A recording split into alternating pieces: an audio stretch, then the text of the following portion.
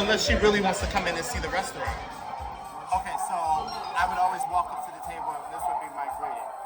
Good evening, I'm Marcellas. How are you tonight? What are we celebrating? Let's get a glass of champagne on the table.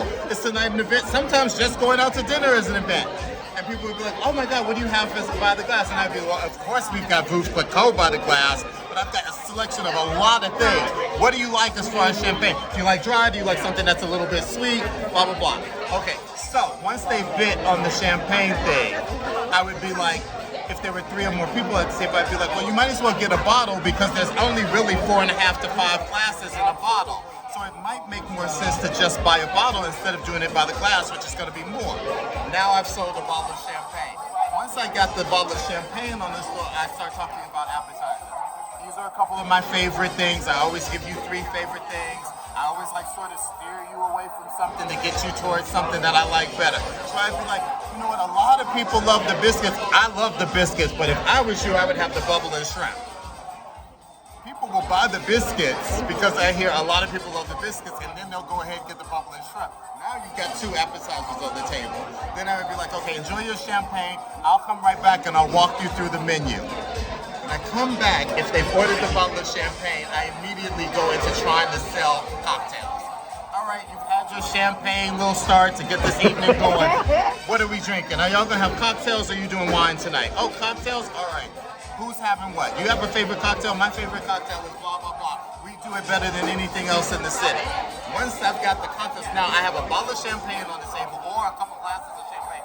Now I've got a round of cocktails on the table. I'm gonna leave you with the wine list so we can think about that because we have so many wine pairings, you have no idea. We're known for our list. It's not only the best in the city, it's one of the best in the world. Our wine sommelier, blah, blah, blah. Then I go right into like selling the entrees. All right, are we in the mood? I'm gonna go put in your entrees. I'm gonna come back and we're gonna talk about wine. Come back to the table. You guys in the mood for a glass of wine? You can do wine by the glass. You can do, because white would go well with your blah, blah, blah. Red would go well with your da-da-da. Or we do in a bottle. Okay, we're not drinking wine. You guys want another cocktail? Or do we want to go back to champagne? How are you feeling? It's all about like the constant upsells. Once again, it's about energy. It's about creating that like mood. It's also about adding a little drama to the table because it's theater. You know, I would always approach it like it was an acting experience. So I would always be like, let's go. You're on stage. You are on stage and this is my moment and I'm running this table. The other thing I was the big person of is the upsell. So once I got my appetizers on the table, I've got my entree order. I would also say, if you guys want to share some sides, oh my God, you have to have the lobster mac and cheese here. It is unlike anything else. And the 3 of you can share it. It's perfect. Or I'd be like, oh my God, have you had Michael Cornick's pomme frise? Let me get a couple of those on the table for you. So now you've got your entrees on the table and I've upsold you some side dishes. Do we want to go on about like desserts? I mean, I'll take everything you want to share. Okay, yes, you can enjoy this one. I'm doing a tutorial on seller. Okay. So once I start clearing the table, it's not just an opportunity to sell dessert, it's an opportunity to sell after dinner drinks, right? So I would be like, as we're clearing the table, it's like, okay, y'all better make room for dessert because Chef Mindy Siegel is one of the best pastry chefs in Chicago. And then when I hit that table, before that menu hits the table, I would be like, you know what you should do? You should share a plate of the cookies. They're house-made every day, and they are unbelievable.